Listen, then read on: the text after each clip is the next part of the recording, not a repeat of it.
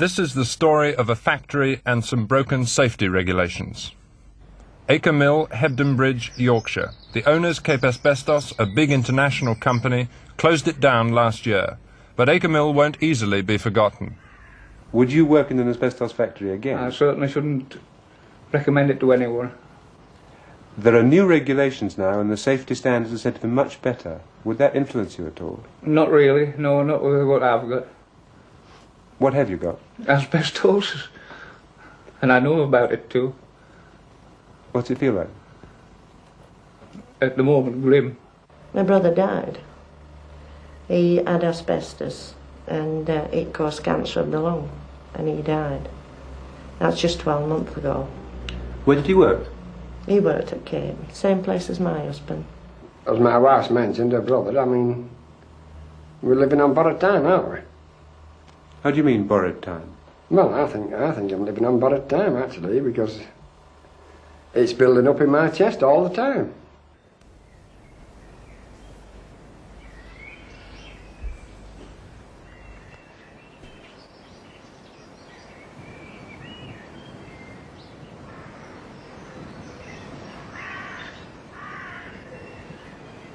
The asbestos industry was warned in 1930 by an official report that asbestos dust could cause an incurable lung disease, asbestosis. As a result, the government laid down the Asbestos Industry Regulations 1931, designed to prevent asbestosis by controlling dust. At Acre Mill, some of those regulations were not observed. Tonight, Cape's own men show what went on.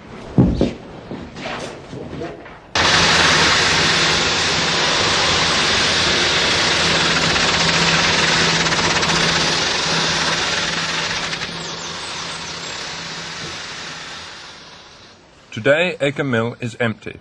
We asked to film inside, but Cape weren't able to help us, nor, for legal reasons, could they appear on this programme.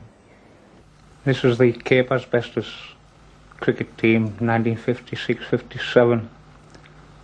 There are 16 men on that photograph, and 4 of them contracted asbestosis. Mr. MacDonald, the chief engineer, myself at the far end here, Alf Rose and Dick Hutchinson. Dick died through it a couple of years ago.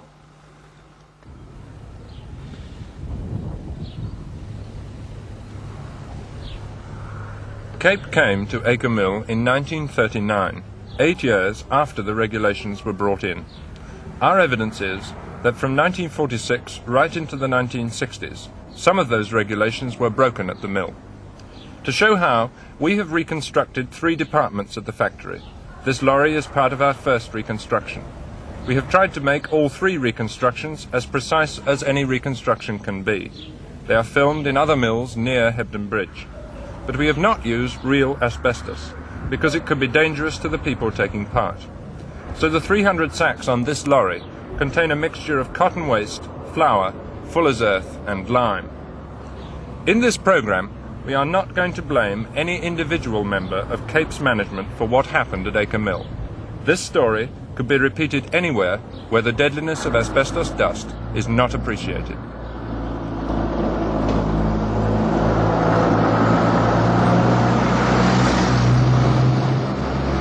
All the men you will see in this film worked for Cape at Acre Mill. They will describe working conditions in specific parts of the mill at the periods when they themselves worked there. What was the first department you worked in Capes? I had to start in the warehouse. What did you do? That was unloading wagons or anything like that that brought the asbestos.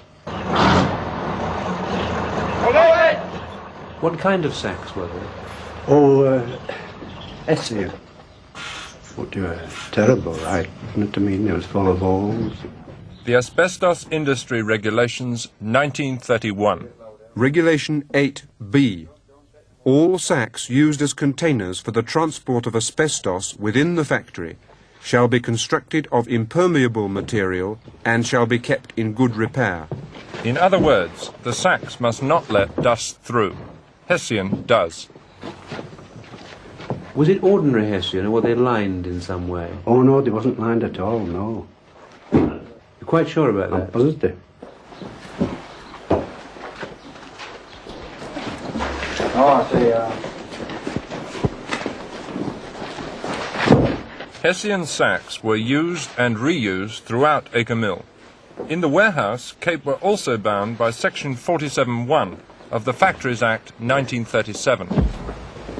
In every factory in which there is given off any dust likely to be injurious to persons employed, exhaust appliances shall be provided where the nature of the process makes it practicable.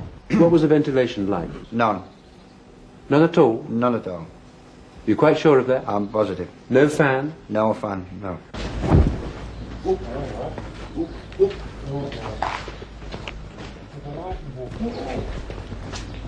Do you feel that you as charge hand should have complained about the conditions? We did complain. We complained many times. What happened? Nothing in particular, only we were, the lads were provided with hoods for carrying the asbestos sacks off the wagon to keep it from the back of the neck. Hoods, but not... And masks, of course. Nothing that kept the dust completely away from their faces? No. I've known lads on top of the stack break a window to let a certain amount of dust out. How thick was the dust when they did that? Well, I don't know how we measure dust, you know, but it were... Thick enough, wasn't It were fairly thick.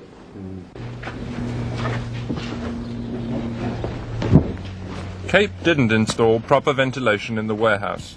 They did provide the men throughout the factory with rubber face masks, older versions of the ones you see here. They were the best available, but in conditions like this, asbestos dust got in round the edges. Which year did you leave Cape? 1948. Have you worked in any asbestos factories since then? No. When did you first find that you had asbestosis? About 3 weeks before Christmas, 1970. It's 22 years after you left Cape. Yes. How did you find out? Well, I started with short of breath, and I went down to the doctor's, and I told him about the short of breath. Then he examined me, and then he says, "Have you ever worked in asbestos?" I looked at him, I said, "Yes, I have." I said, "But it's 20 odd year back." And I started laughing then. And he says, "What are you laughing for?" I said, "Well, I can't point anything. I can't blame it at this stage." He says, "I'm the doctor." He says, "Not you." So I says, "Oh." I felt a fool then, like, and he says, "What did you work at asbestos?" I said, "Well, I worked at Cape Asbestos at Acre Mill." He said, "What was your job?" I said, "On disintegrator." It was a big unsightly place, if you might term it that way. Just where they used to keep all the sacks of asbestos.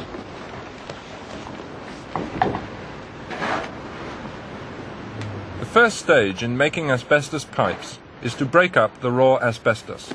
In the disintegrating room, reject pipes and raw asbestos were first mixed together with shovels. Did the breaking up and mixing of the pipes cause any dust? Oh, yes. Yes, he did. What ventilation was there over that pile? I don't think there was any over the pile. You're quite certain there was no extractor fan over the pile? Quite certain over that, yes. Regulation 2A. Mixing or blending by hand of asbestos shall not be carried on except with an exhaust draft effected by mechanical means. In other words, there should have been a fan continuously removing this dust. Was there a fan in that corner? No, none whatsoever. Could there have been one there that you didn't see? No. Just a blank wall. You're quite sure there wasn't one in the ceiling? No. Do you know it's illegal not to have a fan in that mixing area? No, I haven't really given it a thought. Had you read the asbestos regulations at that time? Well, I never seen any to read.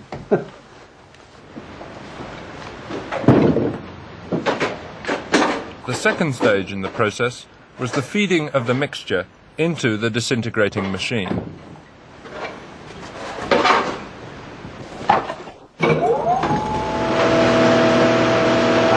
Probably one of my other mates who used to take it in turns, and we used to have to sit on the side of this disintegrator and put your head under, and you used to have to start feeding it by hand. You see, you couldn't just throw it down because it would have jammed everything.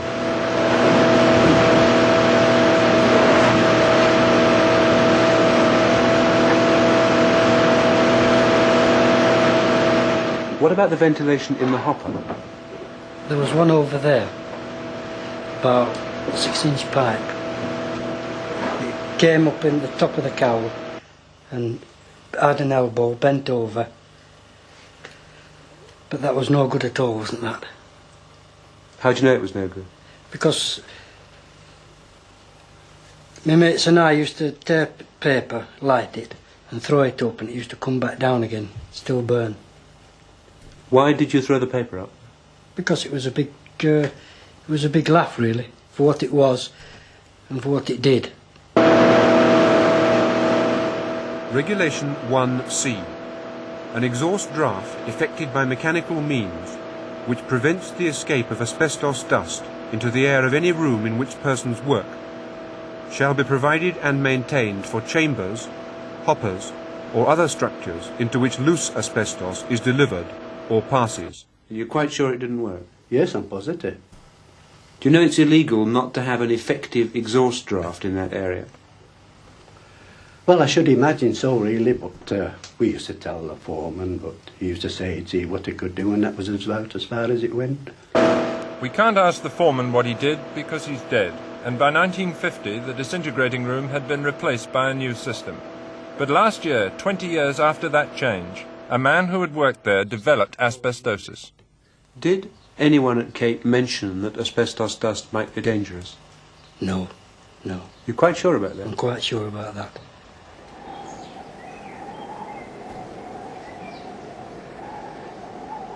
When did you become foreman in the carding room? About 12 months after I got there. 1954? Mm. What happened when the big carding rollers were cleaned? In the early days they were cleaned out by men using hand stricklers. What's that mean? The machines were stripped and screened with Hessian sheeting, and the direction of rotation was reversed, and the hand stricklers were applied by 2 men with a sort of comb attached to boards, and these combed out all the dirt, or cleaned out all the dirt and trash from between the teeth on the card clothing on the main swifts. How had the dirt and stuff got in there? Through the normal processing.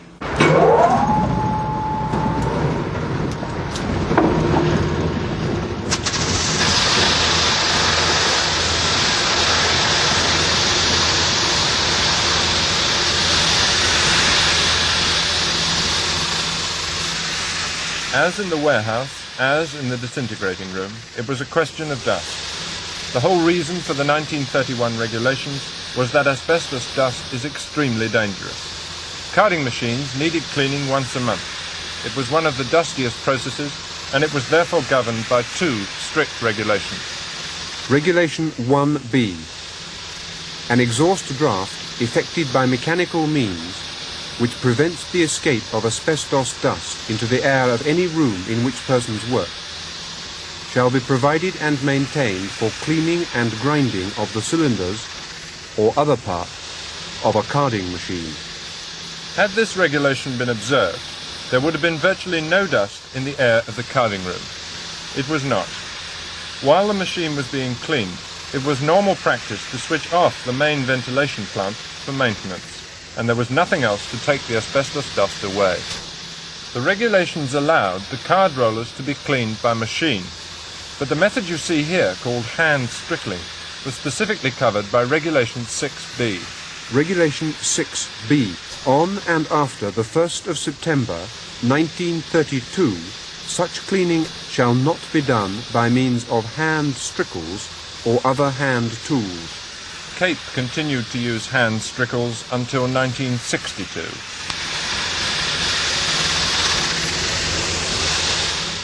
Is cleaning by hand quicker than doing it automatically? A lot quicker. By about how much? Well, you can clean a card out in a matter of 3/4 of an hour by hand, whereas it'll take possibly the best part of a day to clean out by an automatic process.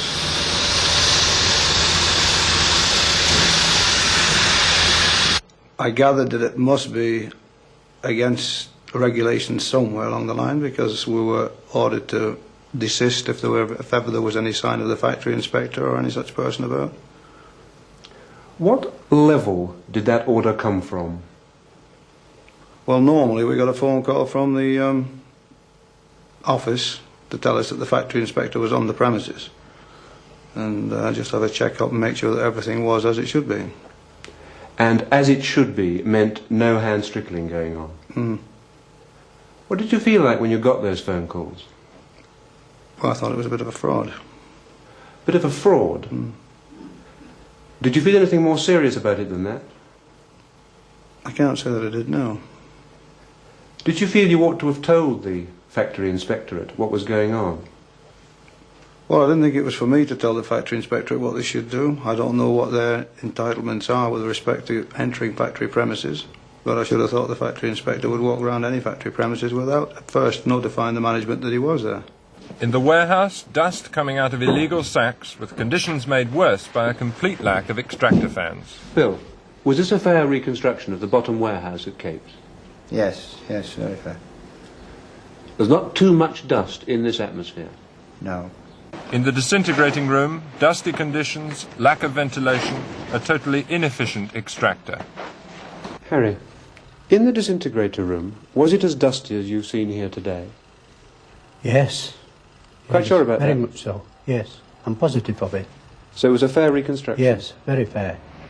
In the carding room, dust from an illegal process deliberately covered up whenever a factory inspector came round. Was this a good reconstruction? Well, the only difference is that the other's asbestos, this isn't. You mean that way? I mean, this is flour and, you know, you wouldn't get your mask off so quick if it were asbestos, you know. Yeah. So this won't harm you like asbestos. Asbestos will kill bloody elephants, won't it? You know what I mean? Those are just some of the ways in which the safety regulations were broken at Acre Mill. There were many more. One regulation was broken by the men. They were supposed to make full and proper use of the masks provided. Some of them did not. A mask used to make me sore, used to give me sores round the mouth, so I couldn't wear one. I used to wear one occasionally, let's put it that way. But I couldn't wear one all the time. It was impossible. Many of the men did keep their masks on, but masks were not enough. A year before the regulations came out, the official report made the position perfectly clear. Masks can only be recommended as a second line of defence. They are not a substitute for other preventive measures. There wasn't much use really, because there was what you might call a standard size. Anybody with a full face, well, they was all right more or less, because they could fill the mask out. But the likes of me, what was a bit thin-featured, well, you could get your fingers down side of each nostril. Didn't fit the face closely, you mean? No, not at all. Certainly it used to save a lot, but nevertheless it still used to get down, because many times we used to take them off and keep wiping them out. How much did people wear the old type of mask? Well, they were so heavy and clumsy, a lot of people wore them round the neck rather than round the mouth. When they wore them over their mouths, did they keep the dust out? As far as I know, I always wore mine, but the dust must have got through somehow. They had a filter underneath, and we could change those and replace them. And when we took them out, they were all caked, and inside the mask, and all your face used to get sweaty, and it was all stuck to your face as well. Did you think that the masks might have been given you because the dust was dangerous? No, I don't think the danger aspect ever entered my head. Why do you think the masks had been given you? Just for the amount of dust what was flying about. just to eliminate most of it. Even for those who did wear masks, Acre Mill was a dangerous place. Over the years, Cape did spend tens of thousands of pounds on modernising the mill, but breaches of the regulations persisted. The illegal process of hand strickling went on until 1962. The warehouse remained badly ventilated until 1969, and we have found that Hessian sacks were used right up to 1966. After that, Cape finally switched over to bringing in most of their asbestos in paper-lined, dust-proof sacks. World in Action has only researched this one factory, but throughout Britain, asbestosis is a growing problem. In 1960, 29 new cases were diagnosed. By 1969, the figure was over 4 times as many. For several years, medical experts have been calling for greater attention to this question and its consequent human and legal problems.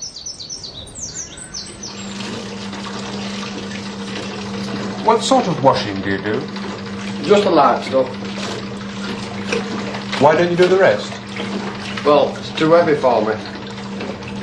You get too exhausted with the weight and walking, which pulls on my chest and makes me heavy breathing. How long's it going to go on for? As far as I know, I'm written off. What do you mean, written off? Well, I don't think I'll work again.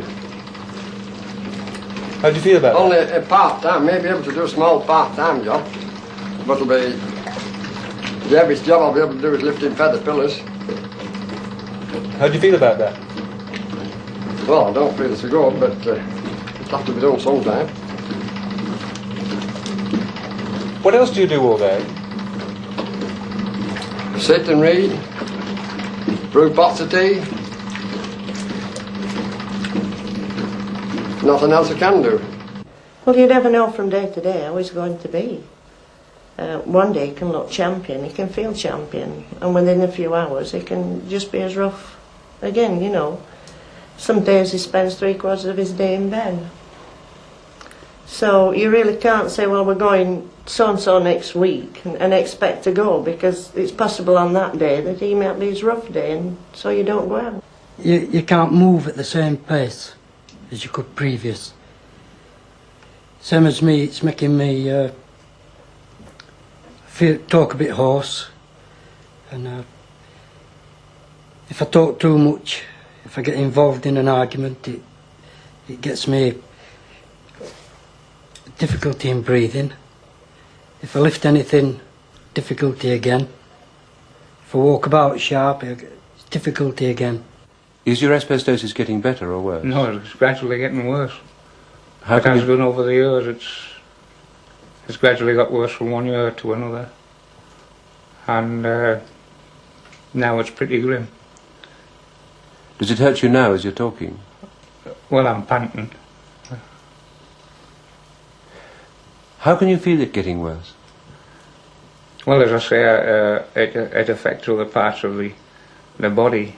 Have cramp, swelling of feet, headaches, and just recently, this last 6 months, I've had partial blackouts. I might be halfway up a flight of stairs, and I've got to hang on, and I just go dizzy. Well, this hasn't happened before this last 6 months, so it's obvious it's got something to do with the asbestosis. There are 33 people in the Hebden Bridge area now suffering from asbestosis. Every one of them worked at Acre Mill. A further 19 people are suspected of having asbestosis, and all of them are ex-Cape employees. More cases are turning up all the time. The full tally may not be known for 15 years. There is one final warning for anyone who deals with asbestos and fails to recognise the dangers of its dust. It comes from the records of 19 other former employees at Acre Mill, in the coroner's office at Halifax. Joseph Albert Sutcliffe. Occupation, retired pipe cutter. Cause of death, bronchopneumonia, pulmonary fibrosis, asbestosis. Mary Richmond. Age, 51. Cause of death, bronchopneumonia following upon pulmonary fibrosis due to asbestosis. Age, 39.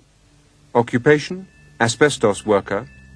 Cause of death, carcinoma of the lung accelerated by asbestosis. 57. Occupation, cloth distributor. Cause of death, carcinoma of left lung, asbestosis. 41. Journeyman joiner, bronchopneumonia, accelerated by asbestosis. Cause of death, malignant tumor of lung due to asbestosis. Mesothelioma due to asbestosis. Carcinoma of right lung and asbestosis. Mesothelioma due to asbestosis. Carcinoma of lung due to asbestosis. Of lung associated with asbestosis. Carcinoma of lung associated with asbestosis and bronchopneumonia. Asbestosis being a contributory cause of death.